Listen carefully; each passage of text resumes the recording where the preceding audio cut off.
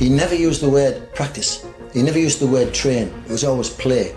And in play, when you look at two cats training, or a puppy, or even bear cubs or lions, they're learning how to fight. The only difference is they leave the claws in. Jesse Enkamp done an excellent one when he was interviewing somebody on the concept of fighting, and he realised that most of the people now are not sparring anymore because they realise that they're in fight or flight all of that time. Neuroscience is now backing that up, that they can wire the brain up and see which parts of the brain, what sort of chemicals are we making when we're stressed, what sort of chemicals are we making when we're calm.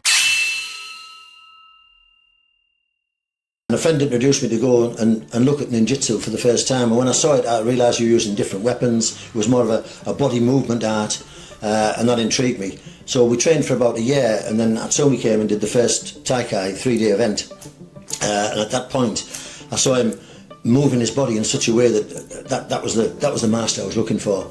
So I'd done yoga, I'd done some Tai Chi, I'd done different kung fu systems also during that period of time, looking for the right answer, and all of a sudden everything was in one place. It was very hard training at that time, but the way his body moved was unbelievable. He was touching points and people were falling, he was throwing people with ease, and that just intrigued me as a body movement technique system. An Irishman called Brian McCarthy came over to England, and he used to do weekend seminars, and we did those on a regular basis in preparation for Hatsumi coming, and the training then was really hard. It was hard. We used sticks. If you got a kick to the chest, it was designed to knock you down. It was hard training. It was very hard training, but I loved that. So I was 35, I'd found my dream, and so, but it was a hard sort of training. So then when we saw Hatsumi, he would come once a year to different places and do Taikais. So it might be Paris, then it might be Amsterdam, might be somewhere else. So we'd go to the Taikais, sometimes 2 in a year. That was a total body art, and I was interested in the history and the nature, obviously from the karate side, and I just went, this is the history I want. I want to be able to use weapons. I want to be able to use my body like that. And of course the added incentive was that he was a body practitioner, Sakotsu practitioner in Japan, and I just realised that we had similar traits, and I thought that's a system to follow. And then in 1992 I got the chance to go to Japan, and once you stand in the dojo in a small room with him, you realise what it's all about, because it's just so different.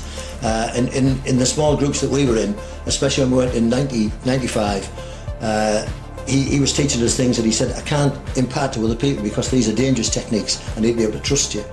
And it wasn't form, it was the points that I want to know, it was the neurology. But because of what we understood, he said he could impart that knowledge to us and show us how to influence the nervous system rather than bone breaking, using the taijutsu, the body movement, the different ways of using weapons, and that just totally sucked me in. I was totally hooked. So again, that sort of brings in that other side to it, the hurting and the healing side of it, using the same vulnerable points, which is, like you say, quite a responsibility to know how to use a point when you're training, especially. Very much so. There's a point in the neck that I won't go specifically to, but the vagus nerve is superficial, it's near the surface of that point. If you strike it hard, it could kill someone. It could kill someone. So if you strangle someone hard, you could actually damage it. There's various points that really would cause people a lot of harm, but the chance of being on it specifically is actually, it's very difficult. So when, you know, in the old days, we'd have charts with vulnerable striking points when we were into karate, but you've got somebody on the move and it was virtually impossible. You know, if I stuck a sticker on there and said, okay, play tiggy with me, I could stop you getting there all day. So knowing these points wasn't enough. You had to be able to across the interface, across the space between you and the opponent, to put them in such a way that those points became vulnerable. Then once you reached them, that's where the body art came in, and that's what Hatsumi had. And I didn't see anybody else do it in the way that he did it. It was unique in the way he did it, and the way he taught us was unique, and it wasn't part of the Bujinkan system. And what I'm not doing here is trying to say anything about the Bujinkan system. It's historical, it's got its heritage, it's perfect. You know, I'm a Bujinkan through and through, but Hatsumi showed us stuff that he was doing that was different. It wasn't technique, it was a different feeling.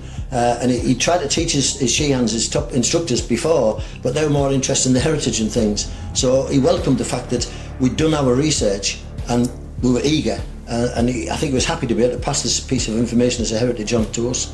One of the biggest things that I would say about the way he trained was the flow. There was no 1-2 techniques, which suited me perfectly. So in karate, you've got lots of key-ons where you know the person's going to punch, you respond. So it's still a punch-block situation, then a counter-attack. And so there's still sequences that the left brain loves. You can be very fast with that. It's reflex, but it's not. It's got to be done as a technique. So if that technique missed, if a punch missed, or this part of the counter-attack had to happen, your body was trained to do that instead of something spontaneous. What I noticed with Hatsumi is one of the statements he made was that everything was in your walk. And in one of the sessions we'll actually study the whole of the spinal dynamics, what we're talking about with this walk. So in Japan, walks are called aruki. So we think of walk as just going forward like a pedestrian walk, but it's in all directions. And also diagonal directions, so you should be able to escape or hit or strike in any of these directions, so it's in your walk. So he could close in on a person with a technique that became another technique. So most people would punch, the fist might retract. He might punch a place, turn it into a store, turn into a point and collapse you down. And that was unique.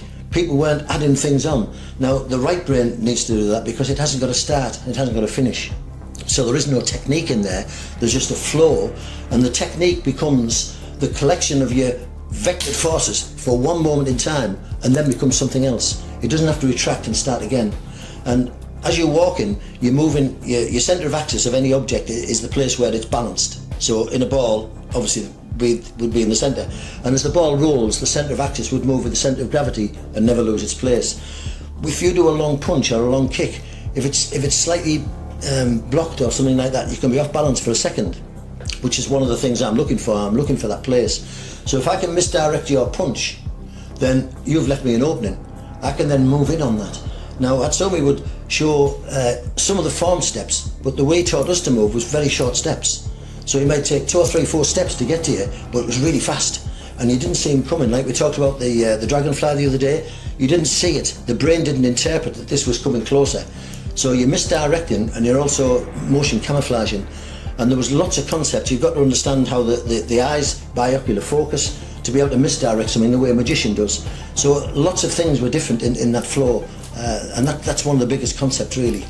Yeah, brilliant. I know we've got some footage of some old training when you trained with Dave, who studied traditional karate styles for over 35 years, and some of the concepts of not blocking a kick necessarily, being in a different place, moving in when you might think it's not safe to move in, but that's maybe the only option you've got with the... Yeah, that day's training was unique. I mean, he came to our classes and then we did that little piece of footage, and his kicks were fast. Blink of an eye and he's got your head. And he couldn't believe that when he fired a punch off, that I could actually move in, not block the punch, not be in a place where it was going to be effective. Took his balance, that was the biggest thing. He says it on there, that I blocked his counter-attack punch, so misdirected the kick, stopped him from using the Gaikazuki counter-punch, but the biggest thing he realised, I totally took his balance. That was unique to him. And then you'll see it, you just make it collapse. Because you've already got the person in balance, they're using the volitional muscular system to keep them up, but it's fighting to keep you up when you've lost your balance. So once you've took a person's balance, you're halfway there, and then of course completely with the flow. So that's how that works.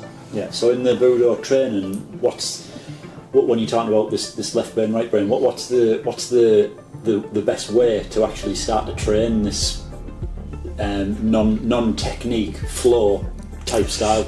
You've got to go back to the statement he made: train like a child, train like a 3-year-old, and he didn't mean train like a 3-year-old and be immature, but a 3-year-old's developmental process is complete at 3. They've gone through the crawling stage, they've gone through the walking stage, they've become what we call paralateral. So you can use this arm and that leg and this movement and that, but it's still very much reflex. When children learn, they learn by mean and they learn by play. If you're learning something, in the Western world we repeat it hundreds and hundreds and hundreds of times to build a neural pathway. So a baby finds out where its mouth is quite quickly. He finds out where its eye is so it doesn't poke it out. He knows how to scratch it. He knows how to reach for things. And all of that is reflex behaviour, but based on body sense. and body memory. So a baby looks at something and imagines it in a big way, and also memes it, but it memes it with a muscle memory. It's not copying. And the Japanese actually teach that way. And so Hatsumi taught us that way, and for me, being dyslexic, that was a perfect model for me to follow. Now when you do something in play, your brain's in a different place. You're using the right side of the brain because you're experimenting. Would the block work better like this, or is it better if I stand here? Is it better if I move like this? Rather than it has to be done this way. It has to be done this way. And so in the Japanese karate system, you only get graded higher when you become better and better and better at that particular perfection of the technique. Well, he was saying no technique. So he was encouraging after 5th grade to not have technique, and encouraged to do that. Now, when you're playing with something, you're working with a wrist lock, and you think, well, if I move around there, it's more effective. If I do this, that's more effective. So you start to play with a technique, and it takes about 40 repetitions, if you could call them repetition, 40 attempts or 40 plays to make that into a neuro-wired system. So it then becomes body knowledge. Whereas repetition takes 400 times and still is left in the left brain domain, has to be executed as a technique, not as there's an opportunity, it looks like this. So an opening could look like many things, and if you had a technique, you could only do the technique to it. When you're working with the right brain, you can see that you could use a finger under somebody's arm, you could bring your hand across here. Somebody could be, say, going for your throat, and the right brain says, well, I can poke your eyes out.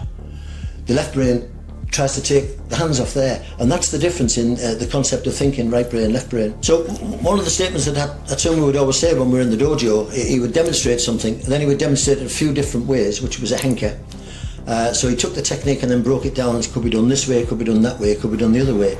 And the whole idea was, it wasn't to do it 3 different ways. There was 3 options, which could become 9 options, which could become many, many options. And in play, when you look at 2 cats training, or a puppy, or even bear cubs or lions, they're learning how to fight. The only difference is they leave the claws in, but they're learning where the openings are, they're learning how to go for the jugular vein, they're learning how to jump onto an animal's back. And so that is all play. And that's something we'd actually say after when he'd give the instruction to practice, was understand what I've just done, good, play. He never used the word practice, he never used the word train, it was always play. Now, what's been shown with research is that when we're training hard, we're increasing our cortisol levels. We're basically in fight or flight because we don't want to be hit, we're trying to kill, we're trying to be a predator. And animals aren't like that. You know, they can be laid like this and they see an antelope go by and all of a sudden they catch it. And when you look at an animal, when you look at a cheetah chasing a deer, the deer will zigzag because that's a normal evasive tactic. It can be running up to 60 miles an hour. A cheetah can reach 65 miles an hour. Its feet are off the ground most of the time. At 65 miles an hour, it could get kicked in the face, it could break its jaw. It's got to take one of its paws, trip the animal up. The animal then goes into a start of a fall. The next thing it does is claws its lower back, which is a system called the cloacal system, which, when it's clawed, makes the animal move in a particular predictable way, which you can also use in healing. The animal then turns. The cheetah would then grab it by the jugular vein, but didn't dare draw blood, because the wolves and the jackals and things would take it off it. And so after a 20-second run to catch its prey, it needs 20 minutes to revive itself, and then it can start to eat it. Now, all of that's in play. Now, when we're learning in play, when we're not in play and we're in technique mode and fight mode, we're producing cortisol, which is fight or flight chemical. And the opposite of that is dopamine. Now, when you're playing with something, you're just playing, it's soft, the brain is making new neuropaths. Neuroscience now, it really understands how we learn and how we make neuropaths. So pathways of learning, and they need to become automatum to the child, and then obviously to the adult.